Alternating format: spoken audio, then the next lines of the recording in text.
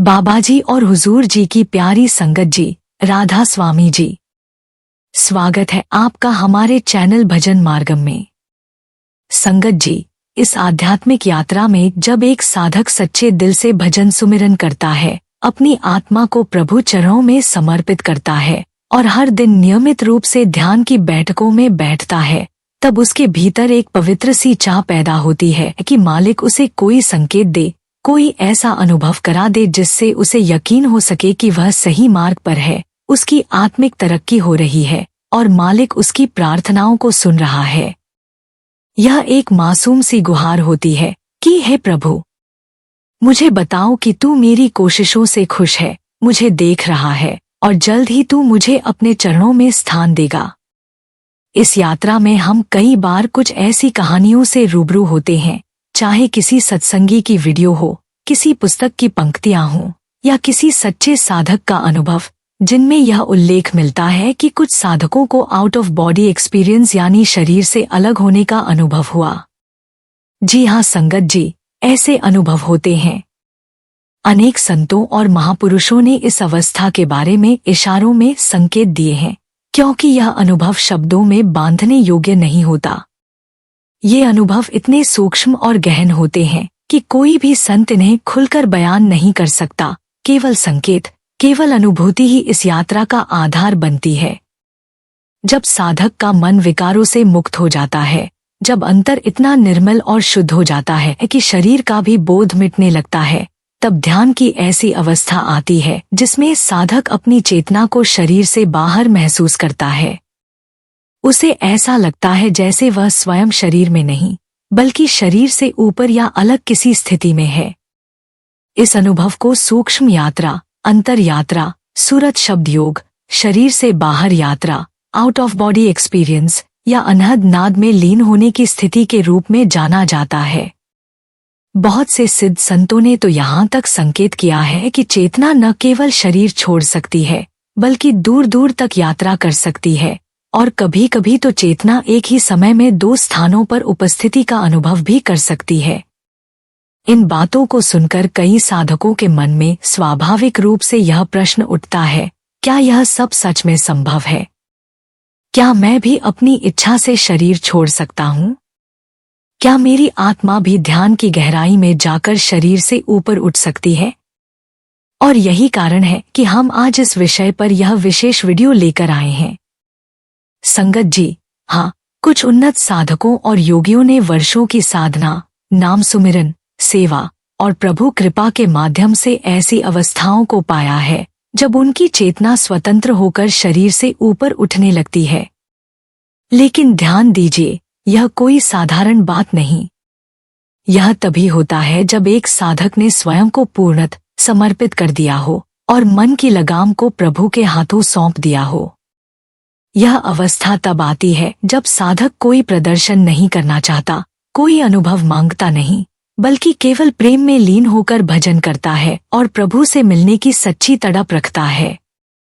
कई बार ऐसे अनुभव साधकों को डराते भी हैं, क्योंकि जब शरीर की पकड़ ढीली पड़ने लगती है और चेतना ऊपर उठती है, तो सामान्य मन इसे समझ नहीं पाता और घबरा जाता है।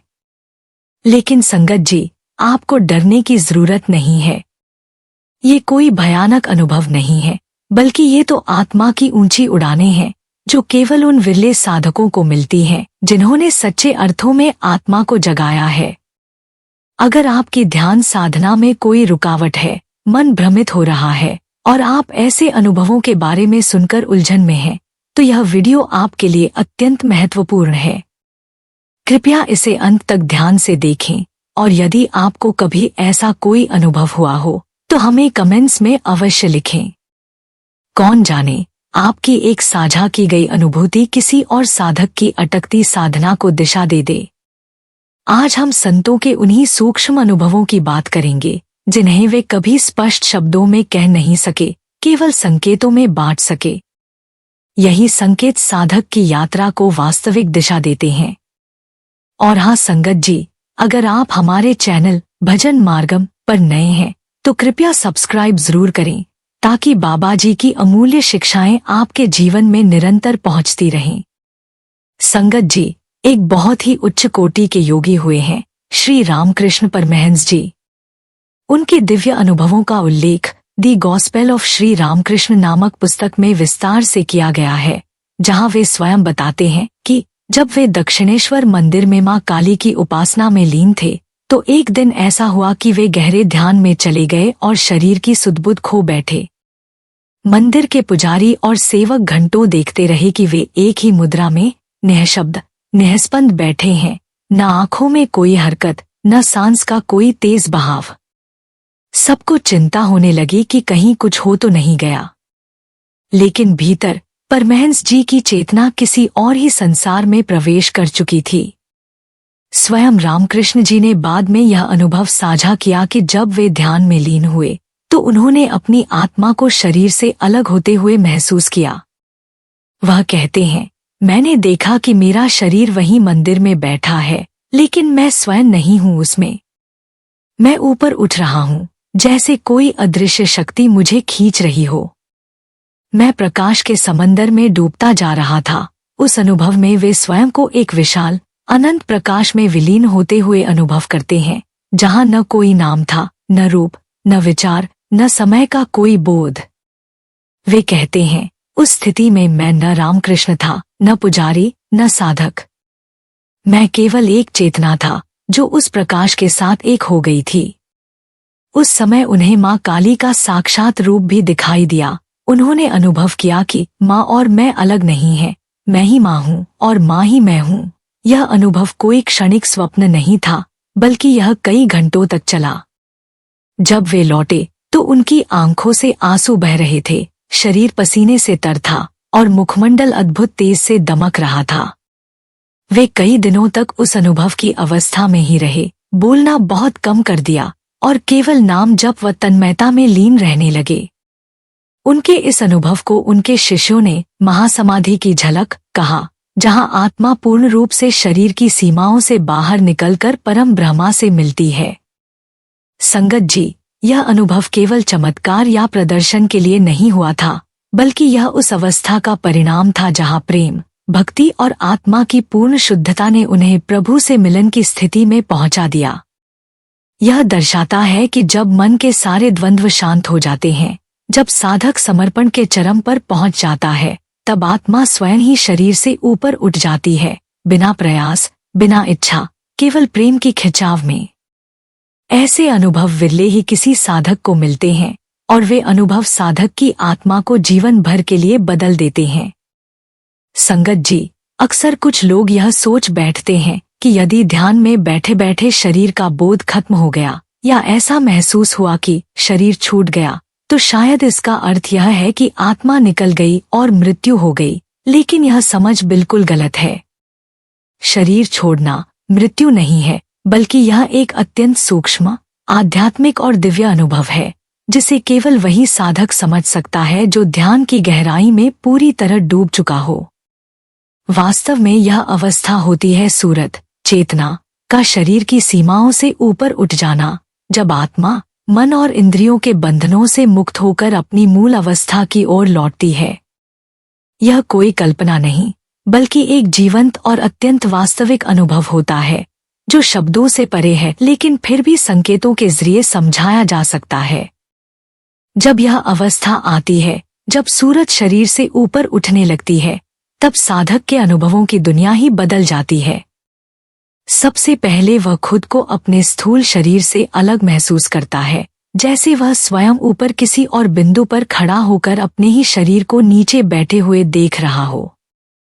यह कोई सपना नहीं होता, बल्कि साधक को पूर्ण चेतना के साथ यह अनुभूति होती है कि वह अब शरीर नहीं है और वह अपने भौतिक शरीर को देख पा रहा है, उसी तरह जैसे कोई वस्तु दूर खड़ी होकर अपने ही प्रतिबिंब को देख रहा हो। इसके बाद अनुभव शुरू होता है ऊर्जा, प्रकाश और ध्वनि का, ऐसा प्रकाश जो न सूरज जैसा तेज होता है, न बिजली जैसा चकाचौंध भरा, बल्कि बहुत कोमल, दिव्य, शांत और मोहक होता है। साधक को लगता है कि वह एक प्रकाश की सुरंग में प्रवेश कर रहा है, जहां कोई भार नहीं है, कोई गुरुत्व नहीं है, वह बस बह रहा है, उड़ रहा है, तैर रहा है। इसके साथ साथ उसे ध्वनि का अनुभव भी होने लगता है, जिसे संत महापुरुषों ने अनहद नाद कहा है। यह ध्वनि किसी भी भौतिक स्रोत से नहीं आती, बल्कि यह आत्मा के भीतर से गूंजती है, जैसे गहरे से गहरा घंटा बज रहा हो, या बांसुरी, वीणा या शंख जैसी ध्वनियां। यह नाद इतना मधुर, आकर्षक और शांतिदायक होता है कि साधक उसमें पूरी तरह विलीन हो जाता है।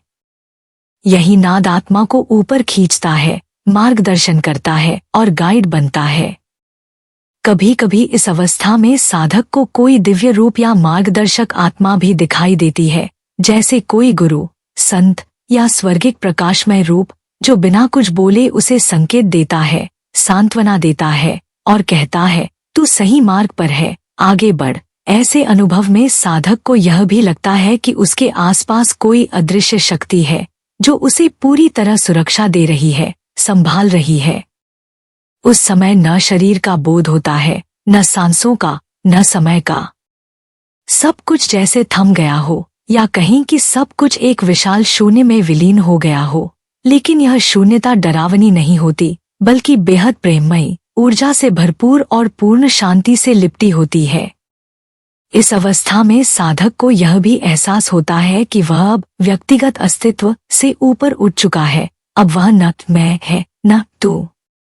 अब केवल एक होना बचा है, और उस होने में भी एक व्यापकता, एक दिव्यता समाई होती है। कई बार साधक को यह लगता है कि वह कई जगहों पर एक साथ उपस्थित है, जैसे उसकी चेतना सीमाओं को पार करके कई आयामों में फैल गई हो। कभी वह प्रकाश में होता है, कभी नाद में, कभी ऊर्जा में, और कभी किसी ऐसे स्थान पर जहां कोई नाम नहीं, कोई शब्द नहीं, बस अनुभव है, और अनुभव में पूर्ण एकत्व है। संगत जी, यह अनुभव न तो केवल कल्पना है और न ही केवल ध्यान का एक स्तर, यह आत्मा की अपनी वास्तविक पहचान से मिलने की शुरुआत होती है। जब आत्मा शरीर, मन और इंद्रियों की पकड़ से छूटकर अपने मूल स्रोत की ओर लौटती है, तब यह यात्रा शुरू होती है। और यह अनुभव केवल उन सच्चे, समर्पित और अभ्यासशील साधकों को ही मिलता है, जिन्होंने वर्षों तक नाम सुमिरन, सेवा, ध्यान और आत्मशुद्धि की साधना की हो। यह कोई एक रात की बात नहीं, यह प्रभु की विशेष कृपा का फल होता है। याद रखिए, शरीर छोड़ने का मतलब शरीर की मृत्यु नहीं, बल्कि चेतना का जागरण है। और इस चेतना की उड़ान में जो अनुभव होते हैं, वे साधारण नहीं, बल्कि आत्मा के लिए अमृत स्वरूप होते हैं, जो उसे सत्य, शिव और सुंदर की ओर ले जाते हैं। ये अनुभव डराने वाले नहीं होते, बल्कि अत्यंत प्रेम, शांति और परम ज्ञान से परिपूर्ण होते हैं। यदि कभी आपको ऐसा कुछ अनुभव हो, तो उसे रोकने की बजाय प्रेम और भक्ति से स्वीकार करिए, क्योंकि शायद वही आपकी आत्मा की सच्ची यात्रा की शुरुआत हो। संगत जी, ये जो दिव्य अनुभव हैं, जो चेतना का शरीर से ऊपर उठना है, जो प्रकाश, नाद और आत्मिक यात्रा की बातें हैं, ये कोई साधारण स्थिति नहीं है। ये अनुभव केवल उन उन्नत साधकों और योगियों को प्राप्त होते हैं, जिन्होंने वर्षों तक सच्चे भाव से साधना की होती है, जिन्होंने अपने जीवन का हर क्षण ईश्वर प्राप्ति के लिए समर्पित किया होता है। बहुत लोग सोचते हैं कि आउट ऑफ बॉडी एक्सपीरियंस या शरीर छोड़ना शायद कोई योग शक्ति है, कोई मानसिक शक्ति है जिसे बस जागृत करना है, लेकिन ऐसा बिल्कुल नहीं है। यह कोई शक्ति नहीं, यह एक पवित्र स्थिति है। यह उस अवस्था का नाम है जहां साधक की चेतना इतनी निर्मल, इतना शुद्ध हो जाती है कि वह स्वयं को आत्मा के रूप में अनुभव करने लगती है, न कि केवल एक शरीर के रूप में। इस स्थिति तक पहुंचना कोई बटन दबाने जैसा कार्य नहीं होता। न यह सिर्फ इच्छा से होता है, न जबरदस्ती से। इसके लिए साधक को स्वयं को पूर्ण रूप से भीतर से शुद्ध करना पड़ता है। और यह तभी संभव है जब कुछ मूलभूत स्थितियां साधक के भीतर जागृत हो जाए। सबसे पहले, मन का पूर्ण रूप से शांत होना। जब तक मन में तरंगे हैं, विचारों की दौड़ है, भूत भविष्य की चिंताएं हैं, तब तक चेतना स्थिर नहीं होती। चेतना को उठाने के लिए उसे पहले ठहराना जरूरी होता है। फिर अहंकार का पूर्ण विलय आवश्यक होता है। जब तक मैं, मेरा, मैंने किया जैसी भावनाएं भीतर हैं, तब तक आत्मा का दर्शन नहीं होता, क्योंकि आत्मा तो अकर्तापन, निरहंकारिता और पूर्ण समर्पण की अवस्था में ही अपना रूप दिखाती है। इसके साथ साथ साधक को अपने भीतर से सभी इच्छाओं और मोह को क्षीण करना पड़ता है। मोह न केवल संसार का, रिश्तों का या वस्तुओं का, बल्कि आत्मिक अनुभव पाने की लालसा का भी मोह छोड़ना होता है। यह एक अत्यंत सूक्ष्म और गहरा त्याग होता है, जहाँ साधक कुछ मांगता नहीं, केवल प्रेम करता है, केवल समर्पण करता है। और इन सभी बातों से भी ऊपर सबसे आवश्यक होती है गुरु की कृपा या परमात्मा की मेहर। यह स्थिति केवल अभ्यास से नहीं आती, यह कृपा से आती है। भजन सुमिरन उस कृपा को पाने का माध्यम है, लेकिन अंतिम मंजिल तक पहुंचाने वाला हाथ प्रभु का ही होता है। जब कोई साधक गहरे भाव से रोज नियमपूर्वक प्रेम और श्रद्धा से भजन करता है, तो धीरे धीरे उसके भीतर एक परिपक्वता आती है, एक मौन की स्थिति बनती है, और फिर एक दिन ऐसा आता है जब बिना किसी प्रयास के उसकी चेतना स्वयं ही ऊपर उठने लगती है।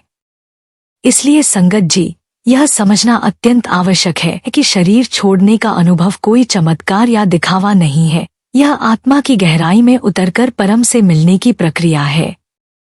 यह अभ्यास से कम और कृपा से अधिक संभव होता है।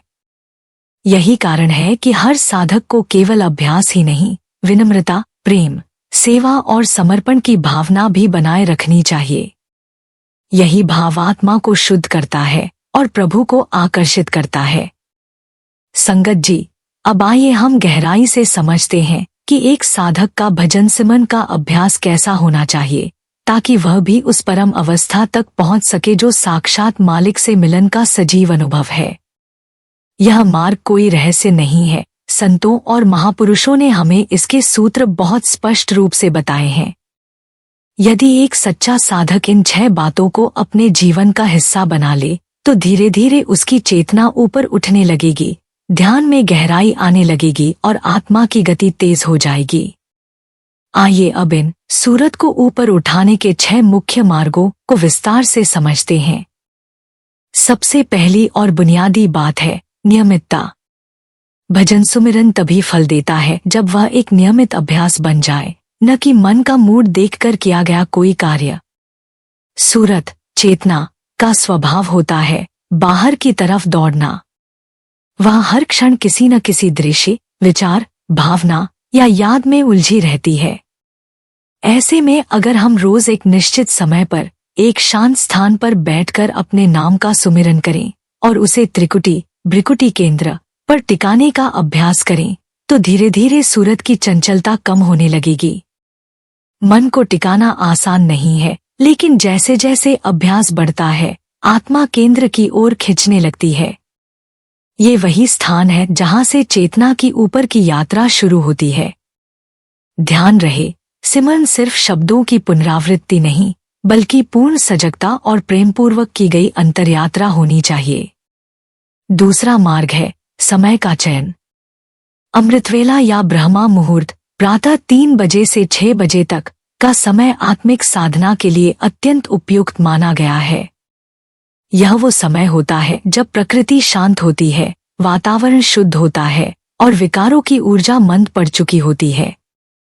इस समय किए गए सिमरन का प्रभाव कई गुना अधिक होता है।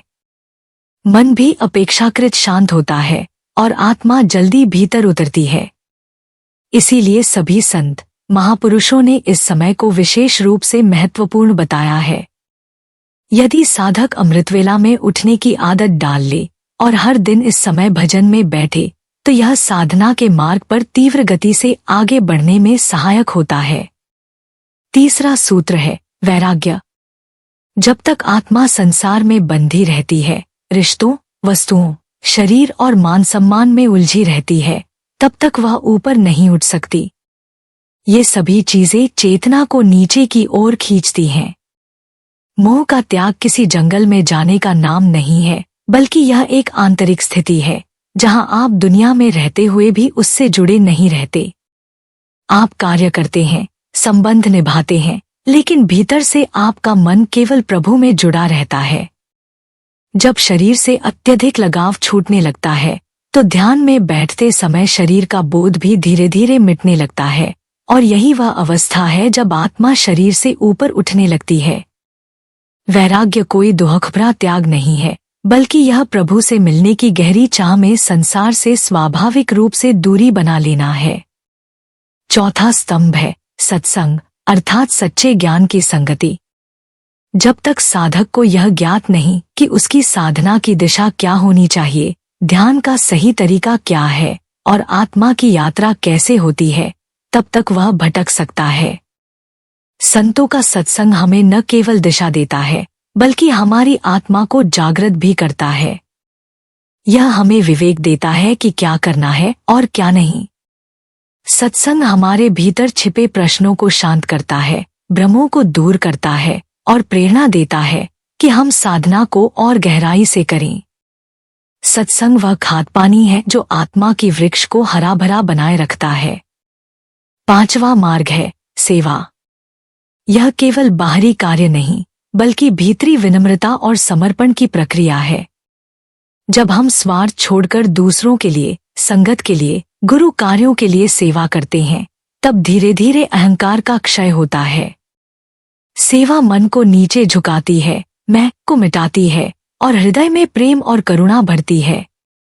साथ ही यह हमारे पिछले और वर्तमान कर्मों का शोधन भी करती है, जिससे ध्यान में बाधाएं कम हो जाती हैं। जब भीतर का बोझ हल्का होता है, तभी चेतना ऊपर उड़ सकती है। सेवा केवल शारीरिक नहीं, मानसिक, भावनात्मक और आत्मिक रूप से भी होनी चाहिए।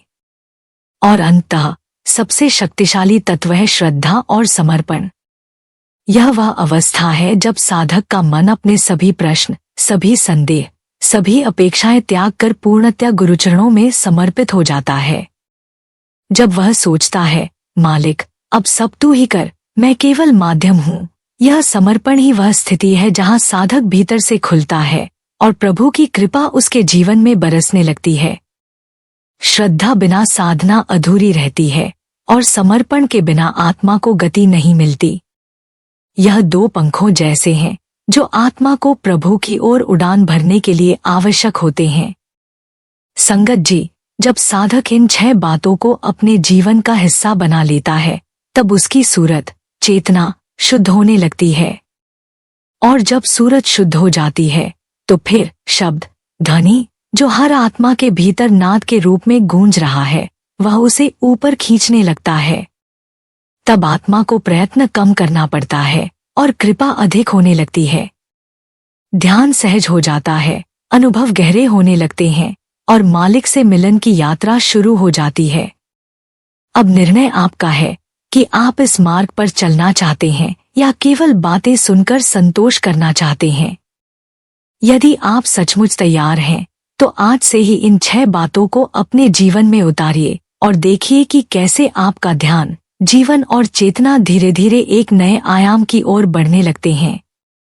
संगत जी, जैसे जैसे हम आत्मा की ऊंची यात्राओं की बात करते हैं, जैसे शरीर से बाहर निकलने का अनुभव, सूक्ष्म यात्रा, नाद की धुन में लीन अवस्था, वैसे वैसे एक सच्चे साधक के लिए कुछ विशेष सावधानियां और भ्रमों से बचना अत्यंत आवश्यक हो जाता है। ये राह जितनी दिव्य है, उतनी ही सूक्ष्म और नाजुक भी है। यदि इसे ठीक से न समझा जाए या केवल जिज्ञासा या चमत्कारों की लालसा में अपनाया जाए, तो साधक अपने मार्ग से भटक सकता है और कभी कभी आत्मिक हानि भी हो सकती है। सबसे पहली बात, इस मार्ग को कभी भी अपने अहंकार या ईगो की पूर्ति के लिए न अपनाएं। यदि आप सोचते हैं कि मैं शरीर छोड़ सकता हूँ या मुझसे बड़ा साधक कोई नहीं, तो समझ लीजिए कि आप मन और माया के जाल में फंस गए हैं। यह मार्ग विनम्रता, समर्पण और आत्मशुद्धि का है, न कि किसी दिखावे या सिद्धि का। प्रभु को पाने की लालसा ही इसका एकमात्र कारण होना चाहिए, कोई अन्य नहीं। दूसरी बात, शरीर छोड़ने की जबरदस्ती कोशिश करना अत्यंत हानिकारक हो सकता है। कई लोग ध्यान में जबरन चेतना को ऊपर खींचने की कोशिश करते हैं, सांस रोकते हैं या बाहरी तकनीकों का प्रयोग करते हैं, जिससे शरीर, मन और ऊर्जा प्रणाली पर विपरीत प्रभाव पड़ सकता है। ये प्रयास मन से प्रेरित होते हैं, आत्मा से नहीं। याद रखिए, यह अनुभव करने से नहीं आता, यह अनुभव होता है कृपा और निर्मलता के कारण। तीसरी बात, इस मार्ग पर केवल अनुभवों की खोज करना भी एक बहुत बड़ा भ्रम है। कुछ साधक बस इसलिए साधना करते हैं कि उन्हें कुछ देखने या महसूस करने को मिले। लेकिन संतों ने बार बार कहा है, अनुभव साध्य नहीं, साधना का परिणाम है। यदि आप अनुभव को ही लक्ष्य बनाएंगे तो मन कल्पनाएं खड़ी कर देगा और आप वास्तविक मार्ग से दूर चले जाएंगे। असली लक्ष्य है आत्मा की मुक्ति और प्रभु से मिलन, न कि कोई चमत्कारी अनुभव। इसके साथ ही अगर आप सही मार्गदर्शक सद्गुरु के बिना यह यात्रा करने की कोशिश करते हैं तो आप माया, मन या सूक्ष्म जगत के भ्रमों में फंस सकते हैं। ये भ्रम कई रूप में आ सकते हैं, कभी रंग बिरंगी रोशनी, कभी दिव्य आकृतियां, कभी किसी आवाज का भ्रम, जो सब कुछ मन की परछाइयां भी हो सकती हैं। संतों ने इसलिए स्पष्ट कहा है कि इस मार्ग पर गुरु की शरण आवश्यक है, क्योंकि वही सही अनुभव और माया के जाल में अंतर बता सकते हैं। कई बार साधक को ऐसा लगता है कि उसे कोई दिव्य अनुभव हुआ है, पर वह वास्तव में केवल कल्पना, स्वप्न या मन का आकर्षण होता है। और तब एक नया भ्रम पैदा होता है, मैं जान गया, अब मुझे सब आ गया। यह भाव सबसे खतरनाक अहंकार होता है, क्योंकि इससे साधक वहीं रुक जाता है और आगे नहीं बढ़ पाता। सच्चा अनुभव वही है जहां मैं पूरी तरह मिट जाता है और केवल शब्द, नाद, प्रकाश और प्रेमपूर्ण शांति ही रह जाती है। वहां कोई दावा नहीं होता, कोई प्रदर्शन नहीं होता, बस एक गहरी नम्रता और प्रभु की निकटता का अनुभव होता है, जो शब्दों में कह पाना असंभव है। इसलिए संगत जी, इस पवित्र पथ पर पूरी सावधानी, सजगता, नम्रता और गुरु के चरणों में अटूट श्रद्धा के साथ चलना चाहिए। यही संतों की सच्ची आज्ञा और शिक्षण है। संगत जी, जब हम इस संपूर्ण आत्मिक यात्रा पर मनन करते हैं, जिसमें भजन, सुमिरन, सूरत का ऊपर उठना और कभी कभी शरीर से बाहर होने जैसे दिव्य अनुभव सम्मिलित होते हैं, तो हमें यह गहराई से समझना होगा कि इन अनुभवों का अंतिम उद्देश्य क्या है। क्योंकि अक्सर साधक इस भ्रम में पड़ जाते हैं कि अनुभव ही साधना का लक्ष्य है, जबकि वास्तव में अनुभव केवल एक पड़ाव है, मंजिल नहीं। कई महान संतों और महापुरुषों जैसे कबीर साहब, गुरु नानक देव जी, रामकृष्ण परमहंस, संत तुलसी साहिब, स्वामी शिवदयाल सिंह और समकालीन समय के अनेक सद्गुरु ने शरीर छोड़कर परमात्मा का साक्षात्कार किया है। लेकिन उनकी यह यात्रा किसी चमत्कार को देखने या सिद्धि प्राप्त करने के लिए नहीं थी। यह यात्रा पूर्ण समर्पण, गहन प्रेम और प्रभु में विलीन होने की तीव्रतम लालसा से उपजी थी। वे आत्मा के वास्तविक घर, उस अनहद शब्द, उस सद्धुन, उस अखंड प्रकाश में लीन होना चाहते थे, जहां से आत्मा आई है। जैसा कि बाबा जी, गुरु महाराज बार बार कहते हैं, शब्द के साथ सूरत को जोड़ दो, बाकी सब अपने आप होता चला जाएगा। यह वाक्य अपने आप में इस संपूर्ण मार्ग का सार है। इसका अर्थ है कि जैसे ही साधक की चेतना, सूरत पूरी तरह शब्द, ध्वनि, नाम, अनहद नाद में एकाग्र होती है, तब वह स्वयं में शरीर की सीमाओं को पार कर जाती है। तब कोई प्रयास नहीं करना पड़ता कि मुझे शरीर छोड़ना है, बल्कि एक दिन ऐसा आता है कि शरीर स्वयं पीछे छूट जाता है और आत्मा सहज भाव से, बिना किसी प्रयास के, अपने असली घर की ओर उड़ान भरती है। इसलिए ये जानना अत्यंत जरूरी है कि अनुभवों का असली उद्देश्य सिर्फ दिव्यता देखना नहीं है, बल्कि यह है कि आत्मा प्रभु से जुड़ जाए, उसमें विलीन हो जाए और अपने केंद्र को पहचान ले। जो अनुभव हमें नाम की गहराई, प्रेम, विनम्रता और लीनता की ओर ले जाए, वही सच्चा अनुभव है। बाकी सब तो मन के खेल हो सकते हैं। जब आत्मा शब्द में पूरी तरह जुड़ जाती है, तब उसे शरीर छोड़ने की कोई कोशिश नहीं करनी पड़ती। यह कोई विद्या नहीं है जिसे सीखा जाए, यह कृपा और समर्पण का फल है जो साधक को सहज रूप से मिल जाता है। इसलिए संगत जी, यदि आप भी इस मार्ग पर चल रहे हैं और आपके मन में ये प्रश्न उठते हैं, क्या मुझे अनुभव होगा, क्या मैं शरीर छोड़ पाऊंगा? तो बस इस बात को याद रखिए कि आपका कार्य केवल सूरत को शब्द में जोड़ना है, बाकी सब कुछ अपने आप घटित होगा। अनुभव आएंगे, गहराई बढ़ेगी, शांति और आनंद भीतर से फूटेगा, लेकिन इन सबका उद्देश्य केवल एक है, प्रभु का मिलन, आत्मा का परमात्मा में विलीन होना। इस पवित्र यात्रा में मन को शांत रखिए, श्रद्धा और समर्पण बनाए रखिए और भजन सुमिरन को निरंतर करते रहिए। क्योंकि जैसे ही सूरत शुद्ध होती है, वह आकर्षण से नहीं, प्रेम और पुकार से ऊपर उठती है। और जब ऐसा होता है, तब ना अनुभव की इच्छा रह जाती है, ना शरीर का बोध, तब केवल शब्द ही शेष रहता है और आत्मा उसमें खो जाती है।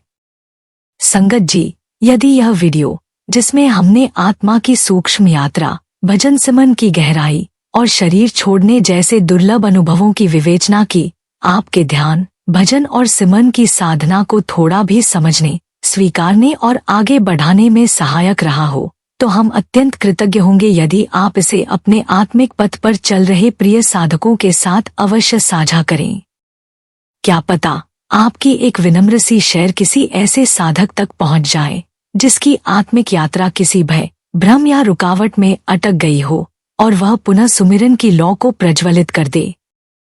हमारा उद्देश्य केवल जानकारी देना नहीं, बल्कि प्रेम, शांति और अंतर यात्रा की प्रेरणा देना है। ये विषय साधारण नहीं, अति सूक्ष्म और दिव्य हैं। इसलिए हम आपके लिए इसी प्रकार के गंभीर, गूढ़ और अनुभूतिपूर्ण विषय लाते रहेंगे, ताकि आपकी साधना में स्थिरता और गहराई बनी रहे। कृपया भजन मार्गम चैनल को सब्सक्राइब करें, ताकि आप हमारे हर नए वीडियो से जुड़ सकें और यह आत्मिक संगत निरंतर बनी रहे। आप सभी के ध्यान, भजन, सुमिरन और प्रेमपूर्ण साधना में निरंतर प्रगति हो, ऐसी हमारी दिल से शुभकामना है। राधा स्वामी जी।